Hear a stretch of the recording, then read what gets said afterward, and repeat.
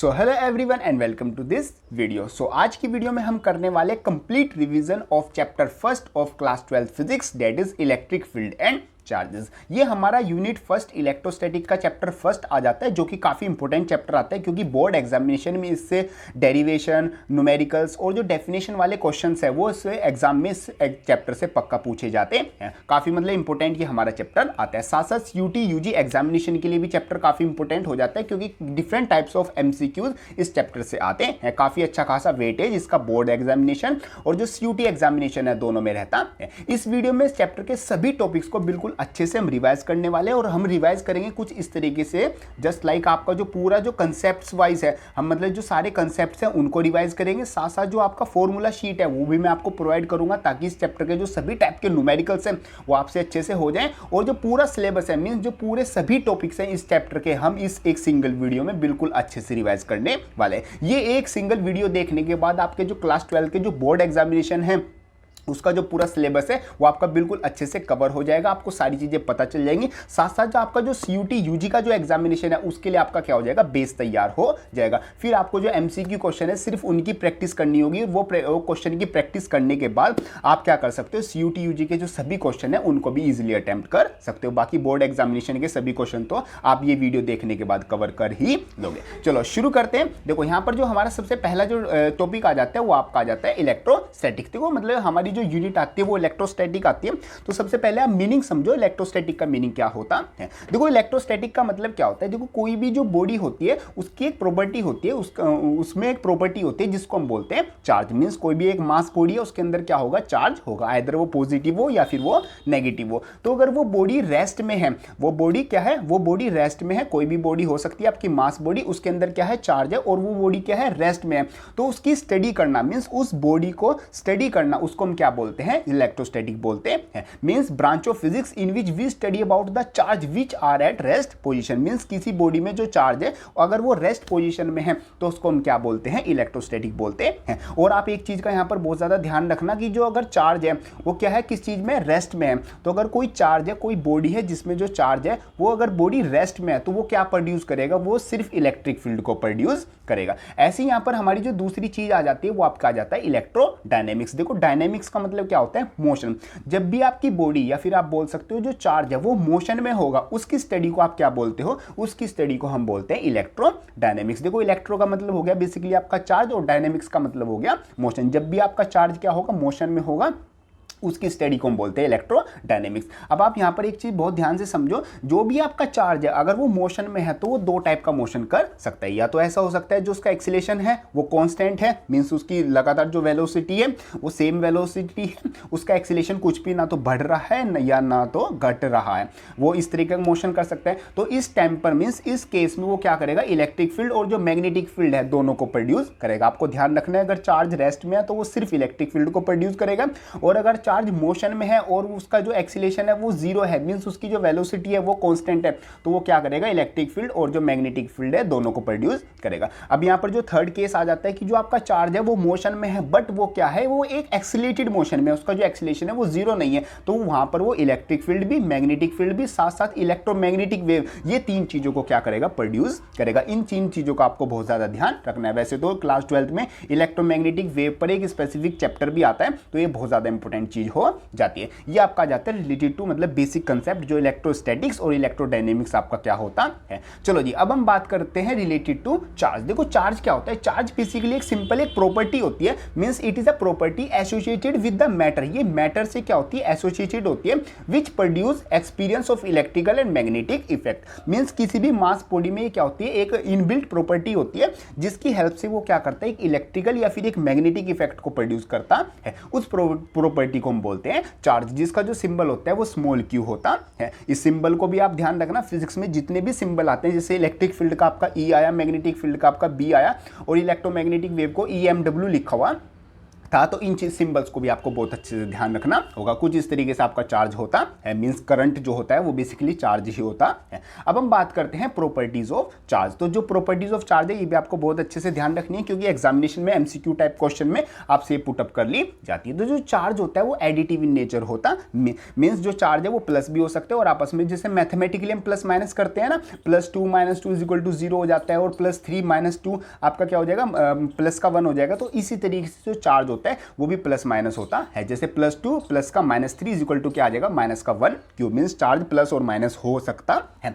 Next आता है charge is conserve. Charge क्या होता है, हमेशा कंजर्व होता है। चार्ज एक फॉर्म से दूसरी फॉर्म में कन्वर्ट हो सकता है, means positive to negative, negative to positive share हो सकता है। आपस में जो इलेक्ट्रॉन्स हैं, जो एटम्स के बीच में जो इलेक्ट्रॉन्स हैं, जो पार्टिकल्स है वो शेयर हो सकते हैं। बट चार्ज कभी भी ना तो डिस्ट्रॉय किया जा सकता है या फिर ना कभी भी आपका क्रिएट किया जा सकता है। नेक्स्ट आता है quantization of charge. Quantization of charge का मतलब क्या है, चार्ज क्या होगा, एक स्पेसिफिक होल नंबर में होगा, मींस या तो 1 2 3 4 5 6 ऐसे चार्ज होगा, या तो 50 चार्ज होगा, 57 होगा।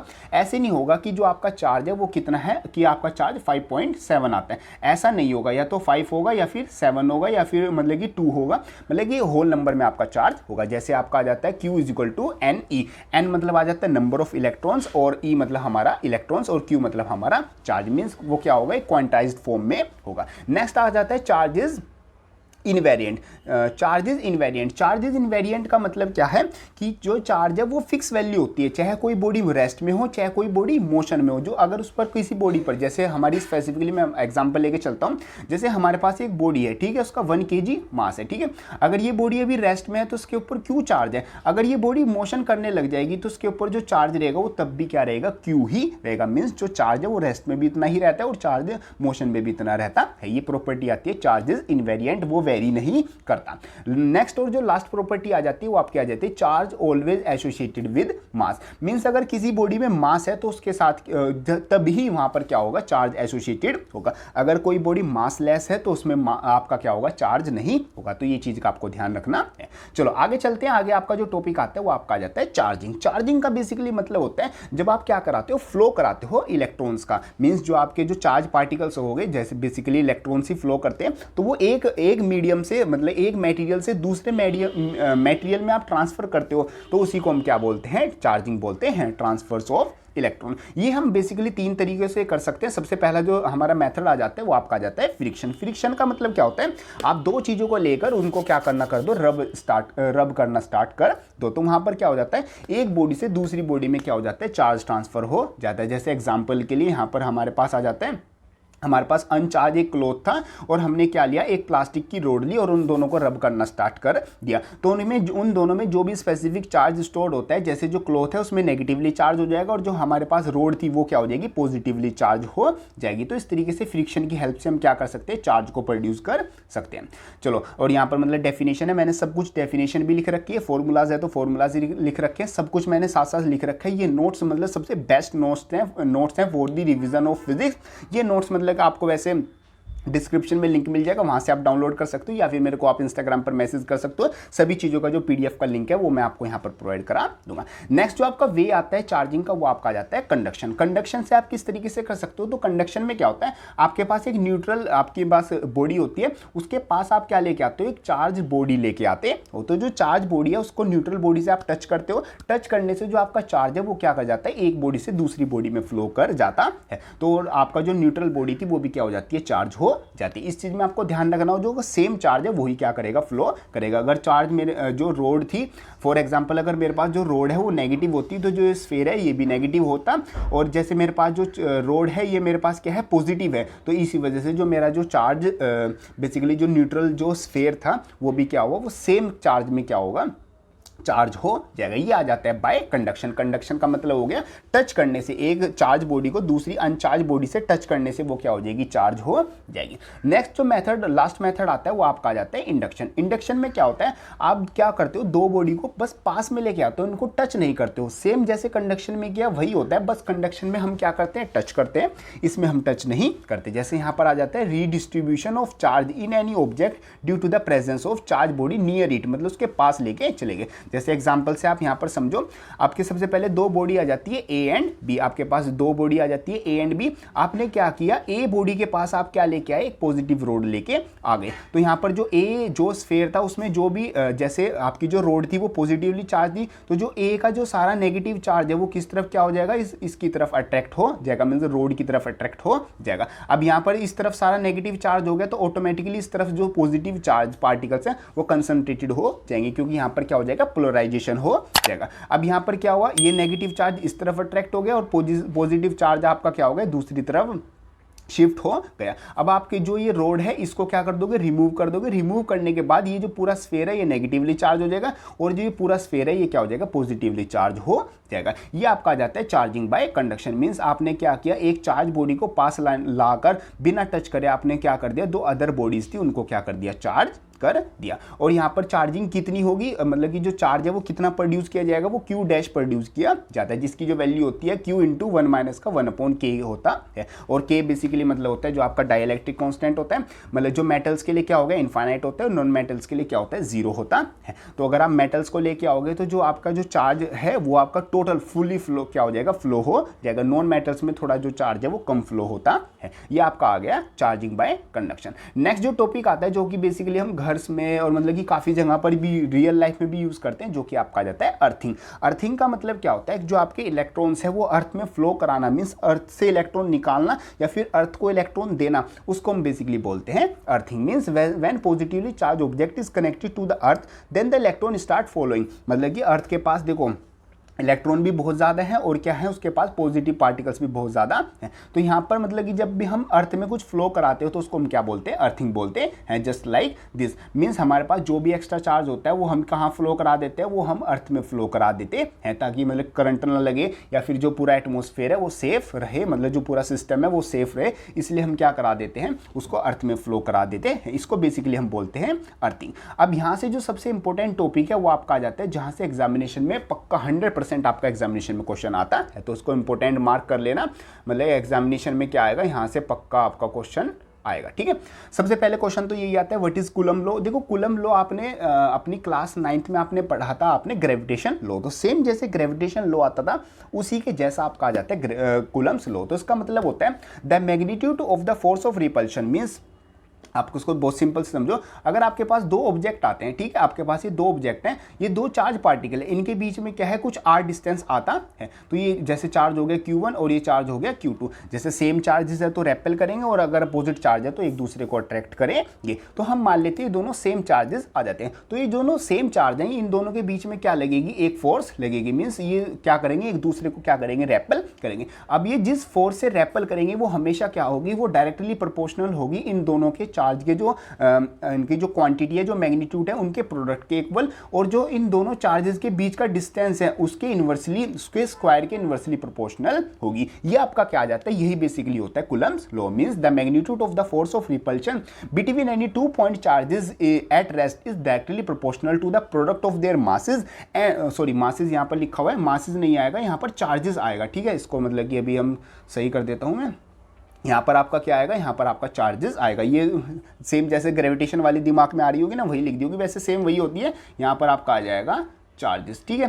तो charges and inversely proportional to the square of distance between them. तो ये आपकी क्या रहने वाली है, यही आपकी मतलब कि कूलम्स लॉ रहता है कि जो दो चार्ज है उनका जो मैग्नीट्यूड है उनके प्रोडक्ट के डायरेक्टली प्रोपोर्शनल होगा वो फोर्स ऑफ रिपल्शन जो कि बीच में लगा हुआ है, और उसके स्क्वायर डिस्टेंस के स्क्वायर के इन्वर्सली प्रोपोर्शनल होगा। इसी को अगर हम कंबाइन फॉर्म में लिखते हैं तो हाँ, हमारा ये जो बेसिकली जो फॉर्मूला बन जाता है वो कुछ इस तरीके से बन जाता है, F is equal to K into Q1 Q2 upon R square. और जो K है वो इलेक्ट्रिक कांस्टेंट होता है जिसकी वैल्यू हमारी फिक्स होती है 2.3 इंटू 10 की पावर 39 ग्राम फोर्स। ये हमारी क्या होती है, वैल्यू होती। और जो K होता है, ध्यान रखना ये बहुत इंपॉर्टेंट चीज़ है, MCQ टाइप क्वेश्चन में पूछ लिया जाता है। जो K है मीन्स इलेक्ट्रिक कांस्टेंट है, वो किस चीज़ पर डिपेंड करता है, एक तो मीडियम, दूसरा सिस्टम ऑफ यूनिट्स पर डिपेंड करता है। चलो अब हम बात कर लेते हैं, जैसे ये जो K है ये सिस्टम ऑफ यूनिट्स पे किस तरीके से डिपेंड करता है। तो अगर हम इसको ऐसा ही सिस्टम में लें तो जो K की वैल्यू होती है वो 1/4 पाई एप्सिलॉन नॉट K के इक्वल होती है। यहाँ पर जो स्मॉल k है वो डाइलेक्ट्रिक कांस्टेंट के इक्वल है, जो कि एयर के लिए 1 होता है। तो यहाँ पर हमारा जो फॉर्मूला बन जाएगा F is equal to SI system में अगर हमारे पास जो फोर्स कूलम्स फोर्स का हम फॉर्मूला ले तो वो हो जाएगा 9 इंटू 10 की power 9 Q1 Q2 upon R square, क्योंकि 1/4 पाई एप्सिलॉन नॉट की वैल्यू 9 इंटू 10 की पावर 9 होती है। और अगर इसी को हम CGS में ले तो CGS में हमारे पास जो F एयर है Q1 Q2 upon R square, direct हमारा F की वैल्यू आ जाएगी, क्योंकि यहाँ पर जो K है वो 1 के इक्वल होता है। ये हमारे पास सिंपल वैल्यू आ गई। अब हमारे पास ग्राफ आता है between F and R, means जो हमारी फोर्स है, जैसे फॉर्मूला ये बनाता ना F is equal to Q1 Q2 upon R square into K, तो ये जो F है और जो ये आर स्क्वायर, इसके बीच में क्या रिलेशन आता है, इसके बीच में इन्वर्सली का रिलेशन आता है। तो हमारा जो ग्राफ है ये भी हमारा कुछ पैराबोलिक फॉर्म में बनता है। मीन्स जैसे जैसे हमारा F बढ़ता जाएगा हमारा R क्या होता जाएगा, कम होता जाएगा, और जैसे जैसे R बढ़ता जाएगा हमारा जो F की वैल्यू है वो क्या होती जाएगी, कम होती जाएगी। जैसे आप यहाँ पर चेकआउट कर सकते हो और इस वाली साइड चेकआउट कर सकते हो। ये ग्राफ भी बहुत ज़्यादा इंपॉर्टेंट है। F क्या है, इन्वर्सली प्रोपोर्शनल है आर स्क्वायर के। अब बात करते हैं आगे, कुछ इंपॉर्टेंट पॉइंट्स आते हैं रिलेटेड टू कूलम्स लॉ। सबसे पहले जो कूलम्स लॉ है वो हमेशा क्या होगा, एक स्टैटिक और पॉइंट चार्जेस के लिए ही वैलिड होगा। जो बड़े और जो मूविंग चार्जेस होंगे वहां पर हमारा जो कूलम्स लॉ है वो वैलिड नहीं होगा। ये वैलिड होता है 10 की पावर -15 से लेकर 10 की पावर 18, मतलब इतनी रेंज होती है।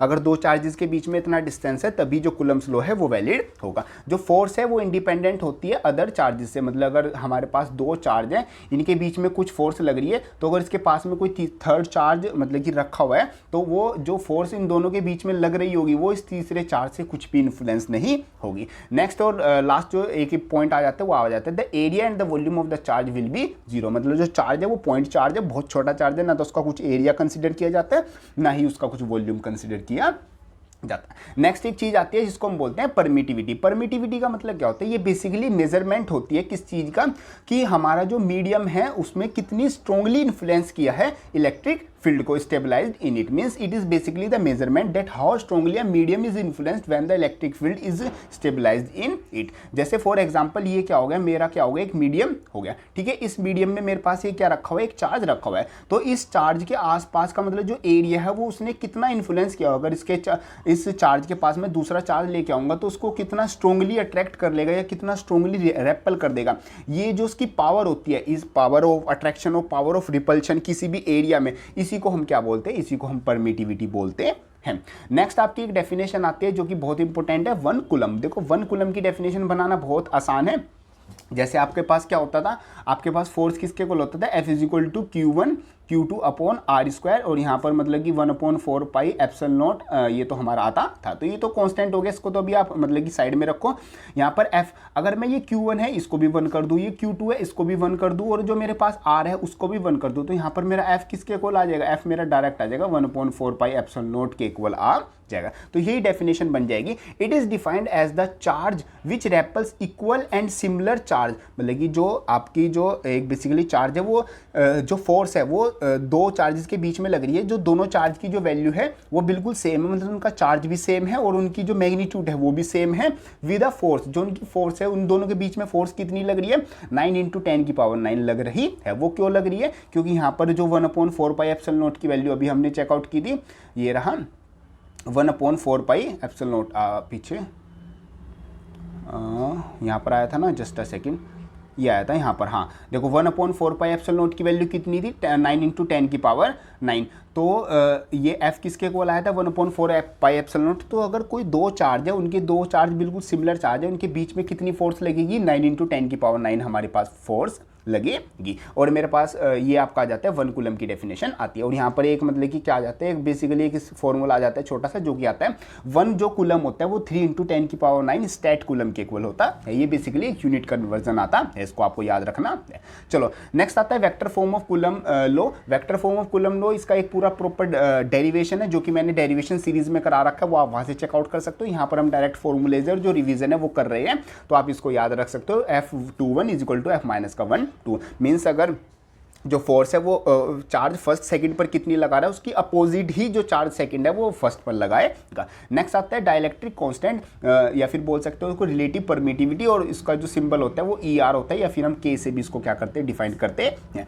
तो डाइलेक्ट्रिक कांस्टेंट जो K होता है, K हमने जो कांस्टेंट यूज किया था, उसका मतलब बेसिकली क्या होता है, it is the ratio of the force between 2 point charges. 2 point charges है, उनके बीच में जो फोर्स लग रही है उसका रेशियो होता है। पहले जब हम उसको क्या रखें, वैक्यूम में रख दें, और उन्हीं दो चार्ज को जिनके इनके बीच में जो सेम डिस्टेंस है उसी को हम क्या लिया है, एक दूसरे मीडियम में लिया है। तो जो वैक्यूम में जो फोर्स लग रही थी और जो इस मीडियम में जो फोर्स लग रही है, इन दोनों के फोर्स के रेशो को ही हम क्या बोलते हैं, जो के मतलब कि हमारे पास क्या होता है, डाइलेक्ट्रिक कांस्टेंट होता है, उसकी वैल्यू होती है। और ये टेम्परेचर पर इनवर्सली प्रोपोर्शनल होते हैं, मीडियम पर डायरेक्टली प्रोपोर्शनल होता है। नेक्स्ट आता है सुपरपोजिशन प्रिंसिपल। यहाँ पर सुपरपोजिशन प्रिंसिपल का भी डेरिवेशन मैंने कराया है और डेरिवेशन सीरीज में से आप चेकआउट कर सकते हैं। इसका मतलब क्या होता है कि अगर आपके एक मीडियम में बहुत सारे चार्जेस हैं, वो एक दूसरे पर फोर्स लगाएंगे, तो किसी एक सिंगल पर्टिकुलर चार्ज पर, जैसे कि मैं यहाँ पर आपको एग्जांपल दूँ, तो ये मान लो फॉर एग्जांपल मेरे पास एक चार्ज है Q, तो यहाँ पर बहुत सारे चार्जेस रखे हुए हैं, ये सारे Q1 Q2 सारे, तो इस पर सब पर क्या लगाएंगे, सब पर सारे चार्जेस इस पर कितनी फोर्स लगा रहे हैं, तो इसको मैं क्या निकाल सकता हूँ, एक डायरेक्ट फॉर्मूले से निकाल सकता हूँ, जो कि मेरा ये वाला फॉर्मूला आ जाता है, मतलब सुपरपोजिशन प्रिंसिपल। नेक्स्ट इसकी एक वेक्टर फॉर्म होती है। वेक्टर फॉर्म का मतलब क्या होता है कि मेरे पास एक चार्ज है, उस पर बहुत सारे चार्जेस है, वो किस किस तरीके से फोर्स लगा रहे हैं, तो वेक्टर फॉर्म होगी F12 F21, मतलब कि जो चार्ज है 1 2 पर कितनी फोर्स लगा रहे हैं और 2 1 पर कितनी फोर्स लगा रहे हैं, वो मैं इस फॉर्मूले से निकाल सकता हूँ। बाकी ये डेरिवेशन से और अच्छे से क्लियर आपकी हो जाएगा, अगर आपको यहाँ पर नहीं पता चला वो आप डेरिवेशन सीरीज में देख सकते हैं। चलो नेक्स्ट बात करते हैं continuous charge distribution. Continuous charge distribution का मतलब क्या होता है, जैसे अगर मेरे पास एक कोई पॉइंट चार्ज रखा हुआ है यहाँ पर, ये तो सिंगल एक पॉइंट चार्ज हो गया, अगर मैं इसी पॉइंट चार्ज को क्या करूँ, एक लाइन में रख दूं, मतलब मैंने बहुत सारे पॉइंट चार्ज लगा दिए, तो ये क्या बन गए, एक लाइन में बन गए। और अगर मैं इसको क्या करूं, एक मतलब कि एक पूरे एरिया में रख दूं, तो ये पूरे एरिया में हो गए, तो इसी को हम क्या बोलते हैं, कंटिन्यूस चार्ज डिस्ट्रीब्यूशन बोलते हैं। तो सबसे पहले लीनियर, अगर मेरे पास जो पॉइंट चार्जेस है वो एक लीनियर फॉर्म में रखे हुए हैं, तो वहां पर मैं डायरेक्ट जो फोर्स है वो लगा सकता हूँ, फॉर्मूला लगा सकता हूँ, जो कि F = Q0/4πε0 λ/r² dl/r vector. और लैम्डा मतलब क्या होगा, मेरे पास लीनियर चार्ज डेंसिटी मेरी हो गई। ऐसी सरफेस, किसी एक सरफेस पर आपका फॉर्मूला क्या लगेगा, वहां पर मेरा लग जाएगा सिग्मा मतलब क्या होगी, सरफेस चार्ज डेंसिटी। आपको क्वेश्चन में गिवन होती है, डायरेक्ट आपको यहाँ पर पुटअप करनी होती है। ऐसी किसी वॉल्यूम में क्या में लग जाएगा, मेरा रो लग जाएगा। रो मतलब क्या होता है, वॉल्यूम चार्ज डेंसिटी, मतलब पूरे वॉल्यूम में कितना मेरे पास टोटल चार्ज है उसकी वैल्यू होती है रो। ये आपके क्या हो गए, कंटिन्यूस चार्ज डिस्ट्रीब्यूशन हो गए। और बहुत इंपॉर्टेंट आपके क्या होते हैं, ये फॉर्मूलेज होते हैं। चलो नेक्स्ट इंपॉर्टेंट टॉपिक आ जाता है, जो कि जहां से एग्जामिनेशन में पक्का क्वेश्चन आएगा, डेरिवेशन का भी और डेफिनेशन का, जो कि आ जाता है इलेक्ट्रिक फील्ड। तो इलेक्ट्रिक फील्ड का मतलब होता है the space around a charge in which the force of attraction और repulsion can be experienced by the other test charge. For example जैसे मैं यहाँ पर बैठा हुआ हूँ, तो मतलब मैं अपने हाथ कहाँ तक फैला सकता हूँ, मैं सामने मतलब अगर मेरे सामने कोई दूसरा स्टूडेंट बैठा हुआ है तो मैं इसको कहाँ तक पकड़ सकता हूँ, तो जो मेरी पूरी रेंज हो गई, इसी रेंज मतलब किस पूरे एरिया में मैं अपना इन्फ्लुएंस रख सकता हूँ, उसी को बेसिकली बोलते हैं उसकी इलेक्ट्रिक फील्ड, मतलब चार्ज की इलेक्ट्रिक फील्ड। जहां तक उसका जो अट्रैक्शन है और जो रिपल्शन है वो क्या किया जा सकता है, महसूस किया जा सकता है, वो उसका होगा इलेक्ट्रिक फील्ड। जैसे मेरे पास एक चार्ज हो गया, Q चार्ज मेरे पास हो गया, इसको मैंने इसमें क्या रखा हुआ है, Q0 क्या रख दिया, एक टेस्ट चार्ज रख दिया, जो कि एक पॉजिटिव टेस्ट चार्ज है। तो मतलब कि ये पूरा एक एरिया हो गया, मतलब कि यहाँ से लेके यहाँ तक क्या होगा, अगर ये पॉजिटिव Q चार्ज है, अगर ये इसके अंदर आएगा तो ये मतलब कि उसको चार्ज को महसूस करेगा, और इसके बाहर जाएगा तो चार्ज को महसूस नहीं करेगा। तो ये जो पूरा एरिया होगा यहाँ से लेके यहाँ तक का पूरा ये, तो इसी को हम क्या बोलते हैं, इसकी इलेक्ट्रिक फील्ड बोलते हैं। नेक्स्ट आती है इलेक्ट्रिक फील्ड इंटेंसिटी। तो सिंपल वही हो गया कि कितनी पावर से इसको क्या कर सकता है, अट्रैक्ट या रेपल कर सकता है, उसको हम बोलते हैं इलेक्ट्रिक फील्ड इंटेंसिटी। तो E = F/Q0, ये इसका डायरेक्ट फॉर्मूला होता है और बड़ा सिंपल सा फॉर्मूला होता है, एग्जामिनेशन पॉइंट ऑफ व्यू से काफ़ी इंपॉर्टेंट होता है। ये एक वेक्टर क्वांटिटी होती है, मतलब वेक्टर फॉर्मूला है, वेक्टर क्वांटिटी है। इसकी जो यूनिट होती है न्यूटन पर कूलम या फिर वोल्ट पर मीटर होती है, और जो उसका डायमेंशन फॉर्मूला होता है वो ये रहता है। और जो हमेशा ध्यान रखना, जो इलेक्ट्रोस्टैटिक फोर्स होती है वो acting per unit positive charge without disturbing the source charge. Means आपका जो इलेक्ट्रोस्टैटिक फोर्स है वो क्या, मतलब कि जो इलेक्ट्रिक फील्ड इंटेंसिटी है वो बेसिकली क्या है, वो एक इलेक्ट्रोस्टैटिक फोर्स है जो कि किस पर लग रही है, वो एक पॉजिटिव टेस्ट चार्ज पर लग रही है without disturbing the source charge. Means source charge पर कोई भी फर्क नहीं पड़ेगा, जो टेस्ट चार्ज है वही घूमता रहेगा, वही इधर उधर जाएगा, सोर्स चार्ज अपनी जगह पर ही रहेगा। और यहाँ पर डायरेक्शन का बहुत ज़्यादा ध्यान रखना, अगर आपका एक पॉजिटिव चार्ज है तो उसकी जो इलेक्ट्रिक फील्ड की वैल्यू होगी वो हमेशा उससे अवे होगी, मीन्स उससे दूर जाएगी डायरेक्शन में। और अगर आपका एक नेगेटिव चार्ज है तो जो इलेक्ट्रिक फील्ड की जो डायरेक्शन होगी वो उसके टूवर्ड्स मतलब उसकी साइड में होगी। ये आपकी आ जाती है डायरेक्शन। ये एक वेक्टर क्वांटिटी है, उसमें डायरेक्शन का बहुत ज़्यादा रोल होता है। नेक्स्ट आपका आ जाता है electric field due to a point charge. एक पॉइंट चार्ज से इलेक्ट्रिक फील्ड कितनी प्रोड्यूस होती है, वो होती है E equal to Q upon 4πε0r²। इसका जो बाकी डेरिवेशन मैंने डेरिवेशन सीरीज में करा रखा है, बाकी डायरेक्ट आप यहाँ पर फॉर्मूला रिवाइज करके चलो, ठीक है। इसका जो ग्राफ बनता है मीन्स जो ये E है और जो ये r², इसके बीच में भी क्या है, इन्वर्सली रिलेशन है। तो सेम जैसे f और r² का ग्राफ था वही आपका बनता है। और जो E है वो सिर्फ सोर्स चार्ज पर डिपेंड करता है, टेस्ट चार्ज की वैल्यू होती ही नहीं है। टेस्ट चार्ज बिल्कुल बस टेस्ट की तरह होता है, वो अपने आप ही घूमता रहता है, उससे कुछ भी फर्क नहीं पड़ता है। नेक्स्ट आपकी चीज आ जाती है सोर्स चार्ज। क्या होता है, वही बेसिकली पॉइंट जो चार्ज है जो कि इलेक्ट्रिक फील्ड को प्रोड्यूस कर रहे हैं। और जो टेस्ट चार्ज का मतलब होता है जिसको हम टेस्ट के लिए यूज कर रहे हैं, the infinitely small charge used as the detector of electric field. Means electric field को डिटेक्ट करने के लिए हम यूज कर रहे हैं, बाकी इसका कुछ भी काम नहीं होता। नेक्स्ट हमारी चीज आ जाती है इलेक्ट्रिक डायपोल। काफी इंपॉर्टेंट टॉपिक है, एग्जामिनेशन में इससे भी क्वेश्चन आता है। मींस इससे क्वेश्चन आता है डेरिवेशन टाइप, और दूसरा न्यूमेरिकल टाइप क्वेश्चन आता है कि इलेक्ट्रिक डायपोल की वैल्यूज दी हुई है, वो मैं आपको बताता हूँ किस किस तरीके से रहता है। चलो यहाँ पर आपका जाता है a pair of two equal and opposite charges. मतलब दो चार्ज है और एक पॉजिटिव है एक नेगेटिव है, वो ना कुछ सेपरेट डिस्टेंस में रखे हुए हैं, तो उसको हम बोलते हैं इलेक्ट्रिक डायपोल। जैसे HCl, HCl मतलब कि एक तरफ H रखा हुआ है एक तरफ Cl रखा है, H पॉजिटिव Cl नेगेटिव, बीच में बहुत थोड़ा सा डिस्टेंस तो उसको हम बेसिकली बोलते हैं इलेक्ट्रिक डायपोल। जैसे एग्जांपल के लिए ये कि हमारे पास क्या है, एक तरफ पॉजिटिव चार्ज है एक तरफ नेगेटिव चार्ज है, और दोनों के बीच का डिस्टेंस हमने 12 मान लिया। 12 का मतलब डबल नहीं है, सिंपल 12 डिस्टेंस है दोनों के बीच में, मतलब कि 5 मीटर कह रहा हूँ, सॉरी 5 mm हो सकता है, फिर उससे भी कम डिस्टेंस होता है। ये हम 12 इसलिए लेके चलते हैं क्योंकि जब डेरिवेशन करते हैं तो उसमें ना हमें डिस्टेंस का हाफ करना होता है। अब जब हमें डिस्टेंस का हाफ करना है तो अगर मैं पहले L लेके चलूंगा तो L/2 हो जाएगा, तो वहाँ पर कैलकुलेशन थोड़ी हार्ड पड़ जाती है, इसलिए हमें 12 लेके चलते हैं ताकि जब हम बीच में से हाफ करें तो L आ जाए दोनों तरफ और जो कैलकुलेशन है वो ईजी हो जाए। बाकी जो ये बीच की लाइन होती है, मतलब कि अगर मैं किसी डायपोल को बिल्कुल सेंटर में से परपेंडिकुलरली डिवाइड कर दूँ तो उस लाइन को हम बोलते हैं इक्वेटोरियल लाइन, और जो बिल्कुल दोनों लाइंस को जोड़ती है, मतलब दोनों चार्ज को जोड़ने वाली लाइन होती है, इसको हम बोलते हैं डायपोल एक्सिस। मतलब कि जो क्या होगी, एक हॉरिजॉन्टल एक्सिस हो गई, इसको बेसिकली हम बोलते हैं डायपोल। डायपोल में ध्यान रखना जो टोटल चार्ज होता है वो जीरो होता है, बट इलेक्ट्रिक फील्ड डायपोल की वो जीरो नहीं होती, क्योंकि पॉजिटिव की अपनी एक इलेक्ट्रिक फील्ड होती है और नेगेटिव वाले की अपनी इलेक्ट्रिक फील्ड होती है, और दोनों की डायरेक्शन अपोजिट होती है। पॉजिटिव वाले की कहाँ पर होती है, पॉजिटिव वाले की अवे होती है और नेगेटिव वाले की उसकी साइड होती है। तो इस वजह से जो इलेक्ट्रिक फील्ड है वो टोटल जीरो नहीं होती है। अब बात करते हैं इलेक्ट्रिक डायपोल मोमेंट। तो इलेक्ट्रिक डायपोल मोमेंट का मतलब क्या होता है, जैसे आपका मोमेंटम नहीं, आपका हाँ मोमेंट होता था, मतलब डायपोल मोमेंट क्या होता है, आपका जो चार्ज है उसकी वैल्यू और जो आपका बीच का डिस्टेंस है, बेसिकली जो दोनों चार्ज के बीच का डिस्टेंस है, उनके प्रोडक्ट को ही सिंपल हम क्या बोलते हैं, इलेक्ट्रिक डायपोल मूवमेंट बोलते हैं। बेसिकली उस जो डायपोल है उसमें कितना मूवमेंट है उसको हम क्या बोलते हैं, इलेक्ट्रिक डायपोल मूवमेंट बोलते हैं हम। तो P is equal to Q into 2L, मतलब ये Q हो गया आपका चार्ज और ये 2L, मतलब इसका डबल नहीं किया हुआ, ये ध्यान रखना, ये 2L ही टोटल डिस्टेंस आता है। अगर फॉर एग्जाम्पल के लिए 5 सेंटीमीटर आपका क्या है 2L की वैल्यू है, तो ये 5 सेंटीमीटर हम लेके चलते हैं। ये एक वेक्टर क्वांटिटी होती है जिसकी यूनिट कूलम मीटर होती है और उसका डायमेंशन फॉर्मूला ये होता है। डायरेक्शन का ध्यान रखना, negative to positive electric dipole movement की डायरेक्शन होती है। ये आपके कुछ डायरेक्ट फॉर्मूलेज आते हैं, बाकी इनके डेरिवेशन मैंने डेरिवेशन सीरीज में करा रखे, वो आप जरूर चेकआउट कर लेना। सभी चीजों का लिंक आपको डिस्क्रिप्शन में मिल जगह। Electric field due to the dipole में अगर किसी भी पॉइंट पर, अगर जो पॉइंट है वो एक्सिस पर है, एक्सिस का मतलब क्या है, जैसे कि यहाँ पर दिखा देता हूँ,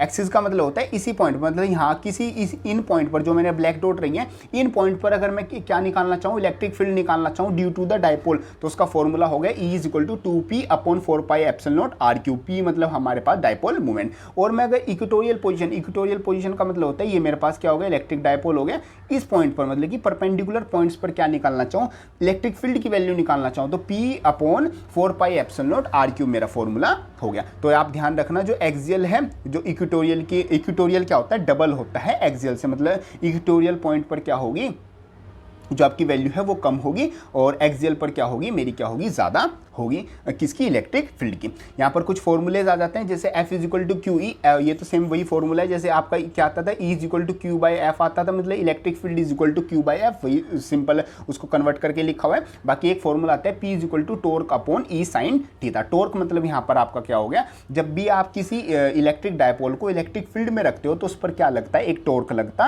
है, उस पर फोर्स नहीं लगती, ध्यान रखना, उस पर क्या लगता है, एक टॉर्क लगता है जो कि क्या करता है, उसको रोटेट करता है। जस्ट एग्जांपल आप इस चीज़ को थोड़ा समझ लो। हाँ देखो यहाँ पर क्या हो गया, जैसे फॉर एग्जांपल ये आपकी क्या होगी, इलेक्ट्रिक फील्ड लाइंस हो गई, आपकी 4-5 इलेक्ट्रिक फील्ड लाइंस होगी जो कि इस तरफ क्या कर रही है, फ्लो कर रही है। तो आपको बताना है कौन सी तरफ पॉजिटिव चार्ज है, कौन सी तरफ, मतलब ये अगर इस तरफ फ्लो कर रही है तो उस तरफ मेरा क्या पॉजिटिव चार्ज है या फिर नेगेटिव चार्ज है, ये आप कमेंट बॉक्स में बताना। तो यहाँ पर क्या जस्ट एग्जांपल मैंने क्या कर रख दिया, यहाँ पर इस तरीके से क्या रख दिया, एक इलेक्ट्रिक डायपोल रख दिया। तो ये इलेक्ट्रिक डायपोल फॉर एग्जाम्पल यहाँ पर इसके ये Q1 है और ये मेरे पास क्या आता है, Q2 आता है। तो ये क्या करता है, अपने आप को रोटेट करता है, क्या करने के लिए, अलाइन करने के लिए, मतलब ये क्या करने के लिए, इस तरीके से होने के लिए क्या करता है, अपने आप को अलाइन करता है। तो इसी को हम क्या बोलते हैं, जो टर्निंग फोर्स होती है उसको क्या करते हैं, टॉर्क लगता है, मतलब इसको इस पर क्या लगा गया, एक टॉर्क लगता है। चलो ये फॉर्मूला हो गया। तो टॉर्क किसके इक्वल आ गया, torque is equal to P cross E के इक्वल आ गया। P मतलब डायपोल मोमेंट और E मतलब मेरी इलेक्ट्रिक फील्ड, और P टॉर्क के इक्वल हो सकता है कब, जब मेरे पास इलेक्ट्रिक फील्ड की वैल्यू कितनी हो, 1 हो। तो यहाँ से मैं डेफिनेशन भी बना सकता हूँ डायपोल मोमेंट की। तो डायपोल मोमेंट बेसिकली जो P है वो किसके इक्वल होता है, न्यूमेरिकल इक्वल होता है टॉर्क के, कब, जब मेरे पास जो यूनिफॉर्म इलेक्ट्रिक फील्ड है वो क्या हो, 1 हो। तो ये डेफिनेशन बन जाती है अलग से, कई बार एग्जामिनेशन में इस टाइप से डेफिनेशन पूछ लेते हैं। तो ये आपका कुछ फॉर्मूलेज आते हैं। चलो अब हम यहाँ पर केसेस डिस्कस करते हैं। जैसे मैंने आपको बताया था, यहाँ पर मेरे पास क्या है, मेरे पास इलेक्ट्रिक फील्ड है और उसके बीच में क्या रखा हुआ है, एक डायपोल रखा हुआ है। तो अगर वो डायपोल का जो एंगल है बेसिकली वो 0 डिग्री है, मतलब कि वो डायपोल क्या है, कुछ तरीके से रखा हुआ है, तो वहां पर जो टॉर्क की वैल्यू होगी वो P sin थीटा होगी, और थीटा मतलब कि 0, तो टॉर्क क्या हो जाएगा, 0 हो जाएगा, मतलब वो क्या बनेगा, एक स्टेबल इक्विलिब्रियम बनेगा। और अगर वहां पर जो थीटा है वो 90 डिग्री हो, मींस जो आपका एक बना के दिखाता हूँ, हटिया, हाँ ये जो आपका ये डायपोल मोमेंट है वो कुछ इस तरीके से रखा हुआ हो, मीन्स जो डायपोल है वो किस तरीके से रखा हो, तो उसको अपने आप को इधर लाने में के लिए क्या करना होगा, जब मैक्सिमम फोर्स लगानी होगी तो यहाँ पर टॉर्क की वैल्यू क्या हो जाएगी, मैक्सिमम हो जाएगी। और अगर यहाँ पर जो आपका इसको भी एक बार रिमूव कर देते हैं, हाँ आपका जो थीटा है वो 180 डिग्री हो, मीन्स जो आपका डायपोल है वो उल्टा रखा हुआ है, मतलब उसको पूरा ऐसे घूम के आना है, तो वहाँ पर जो टॉर्क लगेगा वो नेगेटिव फोर्स लगेगा, मतलब वो क्या हो जाएगा, एक अनस्टेबल इक्विलिब्रियम हो जाएगा। मतलब ये डिफरेंट केसेस आते हैं, बाकी मैंने डेरिवेशन सीरीज में आपको और डिटेल में समझाया। बाकी रिवीजन के लिए आप इतना याद रखना, केसेस में अगर इतने इतने एंगल हो तो आपको वहां पर टॉर्क कितना लगने वाला है। और यहाँ पर जो electric field due to the single point charge, electric field due to the single point charge की वजह से कितनी होती है, वो हमेशा इन्वर्सली प्रोपोर्शनल होती है R² के, और डायरेक्टली प्रोपोर्शनल होती है Q के। और इसी चीज़ का मतलब कि जो डिफरेंट आ जाता है वो आ जाता है इलेक्ट्रिक डायपोल। डायपोल में याद रखना वो आता है फॉर्मूले में R3,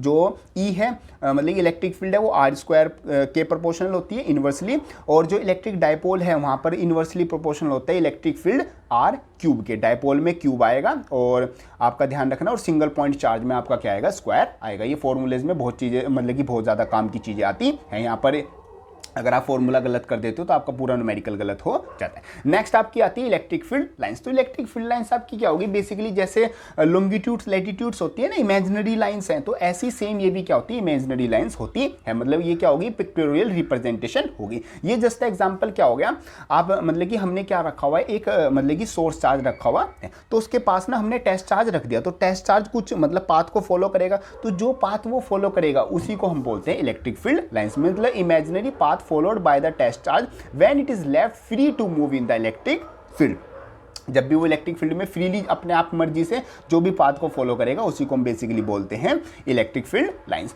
उसकी कुछ प्रॉपर्टीज होती है हमेशा, जैसे मैंने आपको बताया था, अगर पॉजिटिव चार्ज है उससे हमारी क्या होती है, अवे होती है, और जो नेगेटिव चार्ज है उसकी डायरेक्शन में होती है, और जो टेंजेंट होती है वो क्या बताती है, डायरेक्शन बताती है इलेक्ट्रिक फील्ड की। टू इलेक्ट्रिक फील्ड लाइन कभी भी मीट नहीं करेंगी, अगर वो ऐसा करती है तो वहां पर एक ही पॉइंट पर दो डायरेक्शन हो जाएंगी, जो कि पॉसिबल नहीं है।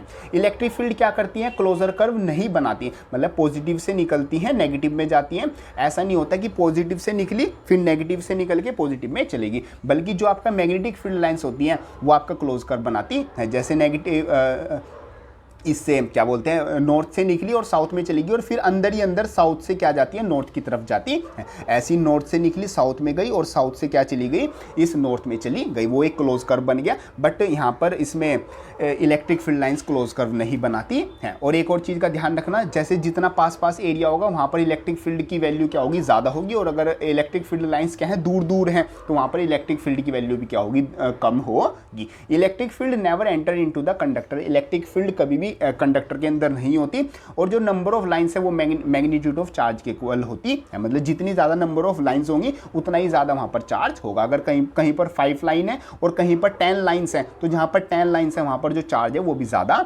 होगा।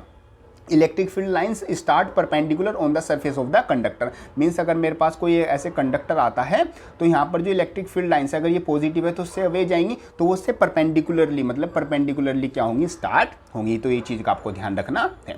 चलो नेक्स्ट आपके कुछ फॉर्मूलेज आ जाते हैं। जैसे सबसे पहले आ जाता है electric field intensity at any general point due to the dipole, means मेरे पास एक डायपोल है, डायपोल के किसी भी जनरल पॉइंट पर मैं अगर इलेक्ट्रिक फील्ड की इंटेंसिटी की वैल्यू निकालना चाहूँगा, वैसे इसका प्रॉपर एक डेरिवेशन आता है, डेरिवेशन इंपॉर्टेंट है एग्जामिनेशन के लिए, वो मैंने डेरिवेशन सीरीज में कराया हुआ है। यहाँ पर आप डायरेक्ट फॉर्मूला देखो वो आ जाता है P/4πε0 r³ 1 + 3 cos square theta. इसमें P मतलब बेसिकली मेरा हो गया मेरा इलेक्ट्रिक डायपोल मूवमेंट, आर मतलब जो दोनों चार्ज हैं उनके बीच का डिस्टेंस, और कोस थीटा, थीटा मतलब मेरे डिस्टेंस हो गया पी और ई के बीच का distance. Electric field at any general point on the axis of the ring, जो रिंग होती है उसके एक्सिस पर कितना होता है x into Q 4πε0 a² + r² 3/2। इसमें जो एक्स है वो डिस्टेंस है सेंटर और ऑब्जर्वेशन पॉइंट के बीच में, और जो ए है वो मेरी क्या आ जाती है रेडियस आती है। ये मेरे पास डायरेक्ट फॉर्मूले आते हैं।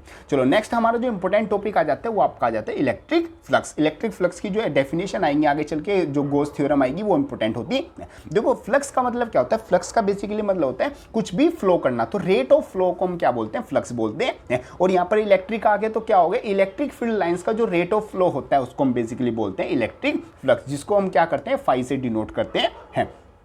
तो फ्लक्स मेरा आ गया number of field lines which passes from a given surface, मतलब एक गिवन सरफेस से कितनी number of field lines pass कर रही हैं, उसी रेट ऑफ फ्लो को हम क्या बोलते हैं फ्लक्स बोलते हैं। तो फ्लक्स किसके इक्वल आ गया E.S, ई मतलब मेरा इलेक्ट्रिक फील्ड, एस मतलब कि मेरा बेसिकली जो एरिया है वो, तो ये पॉजिटिव हो सकता है, नेगेटिव हो सकता है, जीरो हो सकता है, डिपेंड करता है थीटा पर, मतलब जो सरफेस एरिया वेक्टर है वो उसका एंगल कितना है वो डिपेंड करता है। DS मतलब कि जो S हो गया ये किसके हमेशा क्या होगा परपेंडिकुलर टू द सरफेस होगा, ये बेसिकली मेरा होता है एरिया वेक्टर। अब हम जो सबसे इंपॉर्टेंट चीज है वो समझते हैं जो कि आ जाती है मेरी गॉस थ्योरम। तो गॉस थ्योरम का मतलब क्या होता है, ये क्या कहती है कि जो टोटल नंबर ऑफ फ्लक्स होता है, फ्लक्स मतलब कि जो rate of flow of electric field है, जो टोटल नंबर ऑफ फ्लक्स होता है वो हमेशा क्या होगा passing through any close surface. अगर वो जो फ्लक्स है वो किसी क्लोज सरफेस से पास हो रहा है तो वो हमेशा किसके इक्वल होगा 1/ε0 टाइम्स द टोटल चार्ज के इक्वल हमारा होगा। Means flux is equal to क्या होता है Q/ε0 के इक्वल होता है। Q मतलब कि जो भी क्लोज सरफेस है, जैसे मेरे पास ये क्लोज सरफेस हो गई,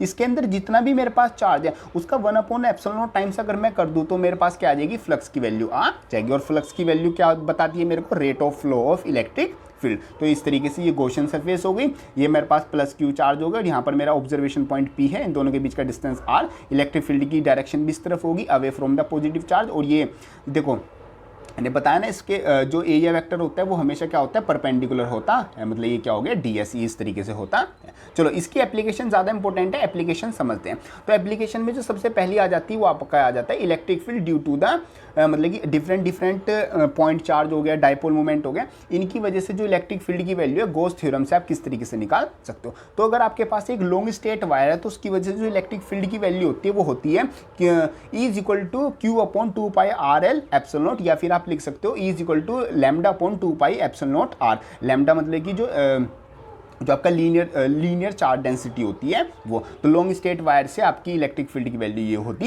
है। बाकी इन सब के जो डेरिवेशन है, जितनी भी सारी एप्लीकेशन है, सबको मैंने डेरिवेशन के थ्रू बिल्कुल अच्छे से समझाया हुआ है, वो आप डेरिवेशन सीरीज में जरूर जाके चेकआउट जरूर कर लेना। बाकी इस चैप्टर के जो प्रॉपर न्यूमेरिकल्स है, concept wise numerical, type wise, और फिर उनकी प्रैक्टिस क्वेश्चन, उनके एग्जाम्पल किस तरीके से आपको अटेम्प्ट करने हैं, वो भी सब कुछ मैंने न्यूमेरिकल सीरीज में बताया हुआ है। सभी चीज़ों का लिंक डिस्क्रिप्शन में मिल जाएगा, बाकी प्लेलिस्ट सेक्शन में आप जाके चेकआउट कर सकते हैं। अब नेक्स्ट आता है यूनिफॉर्मली चार्ज कंडक्टिंग स्फीयर, मतलब आपके पास क्या है यूनिफॉर्मली चार्ज कंडक्टिंग स्फीयर है, या फिर बोल सकते हैं थिन स्फेरिकल शीट है, तो वहां पर इलेक्ट्रिक फील्ड की वैल्यू कितनी होगी। तो अगर आपका जो चार्ज है वो अंदर वाली साइड रखा हुआ है, मींस जो आपकी जो चार्ज की जो रेडियस है बेसिकली जो ये कैपिटल आर है, जो कैपिटल आर होगा वो आपका यहाँ से यहाँ तक होगा, ये हो गया आपका कैपिटल आर। जो स्मॉल आर है, स्मॉल आर का मतलब कि जो आपका ऑब्जर्वेशन पॉइंट है वो कैपिटल आर से छोटा है, तो वहाँ पर आपका डायरेक्ट फॉर्मूला यूज होगा E equal to Q upon 4πε0r, जो कि बेसिक यूज होता है। और अगर आपका जो स्मॉल आर है वो कैपिटल आर के इक्वल है, मीन्स जो आपका ऑब्जर्वेशन पॉइंट है वो सरफेस पर है, तो वो भी सेम फॉर्मूला होगा Q अपॉन 4πε0r²। जब चाहे आप स्मॉल रख दो चाहे आप कैपिटल आर रख दो,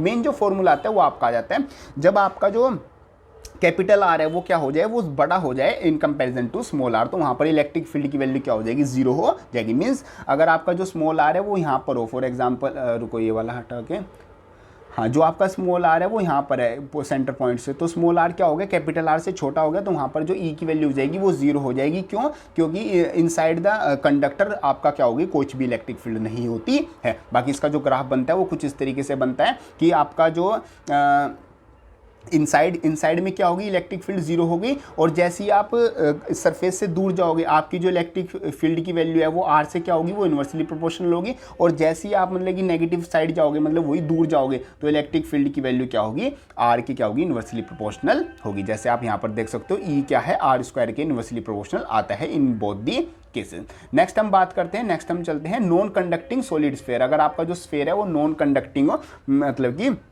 उसके अंदर भी इलेक्ट्रिक फील्ड हो सकती है। तो वैसे जो स्टार्टिंग के दो फॉर्मूले मीन्स जो स्मॉल आर है वो छोटा हो, मतलब वो सॉरी बड़ा हो, किससे, कैपिटल आर से। मतलब कि यहाँ पर अगर मैं आपको डिपिक्ट करके दिखाऊं तो ये क्या हो गया, ये आपका आर हो गया, और जो आपका स्मॉल आर है वो क्या हो, इस कैपिटल आर से बड़ा हो। तो वहाँ पर फॉर्मूला वही सेम लगता है Q अपॉन 4πε0, और आर अगर आर के इक्वल है तो वो भी सेम फॉर्मूला लगता है। मेन जो चीज़ आती है वो आपका आ जाता है जो आर है वो इनसाइड द कंडक्टर हो जाए, तो अगर वो नॉन कंडक्टिंग है तो वहाँ पर जो वैल्यू होगी वो होगी QR upon 4πε0 capital R Q, मतलब अंदर वाली साइड। और यहाँ पर जो ग्राफ आता है वो कुछ इस तरीके से आता है कि जो अंदर वाली साइड जो इलेक्ट्रिक फील्ड होती है वो डायरेक्टली प्रोपोर्शनल होती है आर के। जैसे जैसे आप सेंटर की तरफ जाते जाओगे आपकी जो इलेक्ट्रिक फील्ड की वैल्यू है वो क्या होती जाएगी, कम होती जाएगी। जैसे जैसे आप सरफेस की साइड जाते जाओगे इलेक्ट्रिक फील्ड की वैल्यू क्या होती जाएगी, बढ़ती चली जाएगी। इस वर्ड को मतलब इस लाइन को बहुत ध्यान से समझते जाना।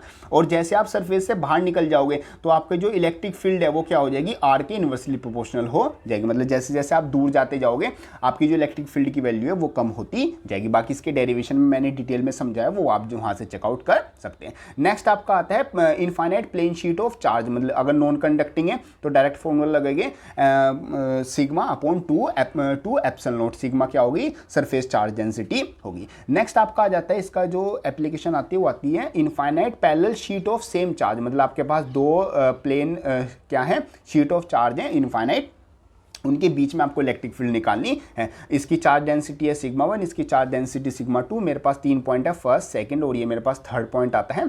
इन तीनों में मेरे को क्या निकालनी है, वैल्यू निकालनी है। तो फर्स्ट पॉइंट पर जो ई की वैल्यू होगी 1/2πε0 सिग्मा 1 प्लस सिग्मा 2 होगी, मतलब होगी बाहर वाली साइड। दोनों बाहर वाली साइड आपका क्या होगा, प्लस होगा, और जो अंदर वाली साइड है उसकी तरफ क्या होगा, नेगेटिव होगा। ऐसा क्यों, ऐसा इसलिए क्योंकि पॉजिटिव वाले का क्या होता है, अपोजिट डायरेक्शन में जाता है, तो अपोजिट डायरेक्शन की वजह से यहाँ बीच में क्या हो जाएगा, नेगेटिव वाला साइन हो जाएगा। अब दोनों अपोजिट डायरेक्शन, दोनों में क्या होगा, नेगेटिव। एक को सेम डायरेक्शन में लाने के लिए नेगेटिव बनाना होगा। अगर ये दोनों डिफरेंट चार्ज हो तो फॉर एग्जांपल इसकी डायरेक्शन फॉर एग्जांपल अवे होती है, तो इसका अवे इस तरफ हो गया, तो इसका मतलब कि डायरेक्शन क्या होगी, दोनों की डायरेक्शन क्या हो जाएगी, सेम हो जाएगी। तो यहाँ पर आपके फॉर्मूले बन जाएंगे E = 2πε0 सिग्मा 1 माइनस सिग्मा 2। और ध्यान रखना जो बीच का पॉइंट है, मतलब जो बीच वाला पॉइंट है, क्योंकि इन दोनों डायरेक्शन में क्या है, इस पॉइंट पर दोनों सेम डायरेक्शन में, तो प्लस साइन आएगा दोनों की चार्ज डेंसिटी में। बाकी हर जगह पर क्या आ जाएगा, नेगेटिव साइन आ जाएगा। इस फॉर्मूले को जरूर ध्यान रखना। बाकी मैंने डेरिवेशन में सब कुछ समझाया हुआ है।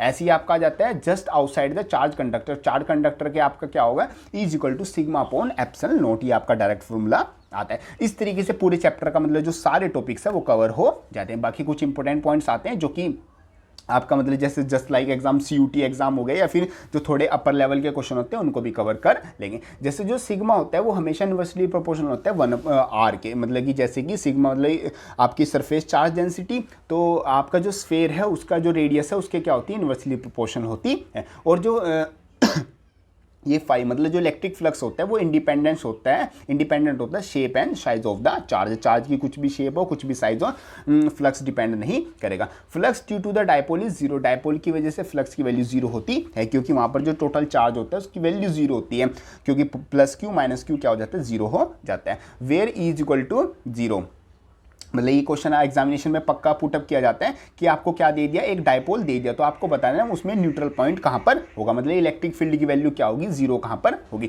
तो अगर आपके दो अनलाइक चार्जेस हैं जैसे प्लस Q1 और माइनस का Q2, तो यहाँ पर माइनस का Q2 है और यहाँ पर प्लस का Q1 है, तो हमेशा जो उसका न्यूट्रल पॉइंट होगा वो मतलब क्या होगा, प्लस Q1 की साइड होगा, उसकी एक्सिस की लाइन में होगा, जिसकी वैल्यू क्या होगी, मतलब वो कितनी दूर होगा, वो r डिस्टेंस दूर होगा प्लस Q1 से, जिसकी वैल्यू आप डायरेक्ट इस फॉर्मूले से निकाल सकते हो, d is equal to under root Q2 upon Q1 minus का 1। इस डायरेक्ट फॉर्मूले से आप निकाल सकते हो एमसीक्यू टाइप क्वेश्चन में। बाकी मैंने न्यूमेरिकल सीरीज में कैसे इसको सोल्व करते हैं प्रॉपर वो मैंने बताया हुआ है, बाकी आप डायरेक्ट ये फॉर्मूला यूज कर सकते हो। अगर आपके दो चार्जेस लाइक चार्जेस हैं, ये भी Q1 है ये भी Q1 है, या तो दोनों पॉजिटिव है या फिर दोनों नेगेटिव है, तो वहां पर जो न्यूट्रल पॉइंट होगा मींस जो जहां पर इलेक्ट्रिक फील्ड जीरो होगी वो हमेशा क्या होगा, सेंटर में होगा। तो उसकी वैल्यू कैसे निकलेगी, उसकी वैल्यू निकलेगी r is equal to D by Q2 upon Q1 plus का 1, यहाँ पर क्या हो जाएगा 1 को प्लस करना है। तो इस तरीके से आपके कुछ इंपॉर्टेंट पॉइंट्स आ जाते हैं। सो ये सब कुछ आपका आ जाता है रिलेटेड टू जो आपका चैप्टर फर्स्ट आता है, उसके सभी टॉपिक्स क्या कर लिए हमने इस वीडियो में अच्छे से रिवाइज कर लिए हैं। होप करता हूँ ये वीडियो आपको हेल्पफुल लगी होगी। वीडियो हेल्पफुल लगे इसको लाइक जरूर कर देना। एंड यस, इस चैप्टर की जो न्यूमेरिकल सीरीज है, जो डेरिवेशन सीरीज है, वो भी आप जरूर चेकआउट कर लेना। उसमें मैंने आपको न्यूमेरिकल्स और साथ साथ जो डेरिवेशन है वो बिल्कुल अच्छे से बताए हुए हैं। बाकी होप करता हूँ ये वीडियो आपको हेल्पफुल लगी होगी। ये वीडियो कंप्लीट करने के बाद ये चैप्टर का रिवीजन आपका अच्छे से कवर हो गया होगा। अब आपको कहीं मतलब ज़्यादा पढ़ने की या फिर कोई और वीडियो देखने की ज़रूरत नहीं है। इन सभी टॉपिक्स के बाहर आपका एग्जामिनेशन में कोई भी क्वेश्चन आपसे पुटअप नहीं किया जाएगा। बस आपके जो NCERT के क्वेश्चन है और जो आपके प्रीवियस ईयर क्वेश्चन है सिर्फ आप उनकी प्रैक्टिस करो, उससे बाहर आपको कुछ भी करने की जरूरत नहीं आती है। बाकी अगर आपको कोई डाउट आता है आप उसको कमेंट बॉक्स में लिख सकते हो या फिर मेरे को इंस्टाग्राम पर मैसेज कर सकते हो। आपका जो भी डाउट है उसका जो बेस्ट सॉल्यूशन है वो मैं आपको प्रोवाइड करा दूंगा। बाकी CUT UG प्रिपरेशन के लिए प्लेलिस्ट मैंने बनाई हुई है। आप किसी टॉप सेंट्रल यूनिवर्सिटी में एडमिशन लेना चाहते हो उसकी भी प्लेलिस्ट मैंने चैनल पर बनाई हुई है। सभी जो प्लेलिस्ट है, सभी जो लिंक है वो आपको डिस्क्रिप्शन में मिल जाएगा। आप मेरे से 1-on-1 बात करना चाहते हो उसका भी लिंक आपको डिस्क्रिप्शन में मिल जाएगा। उसके लिए सब कुछ आप डिस्क्रिप्शन में लिंक है वो जरूर चेकआउट जरूर कर लेना। सो मिलते हैं अपनी नेक्स्ट किसी हेल्पफुल वीडियो में, तब तक के लिए थैंक यू।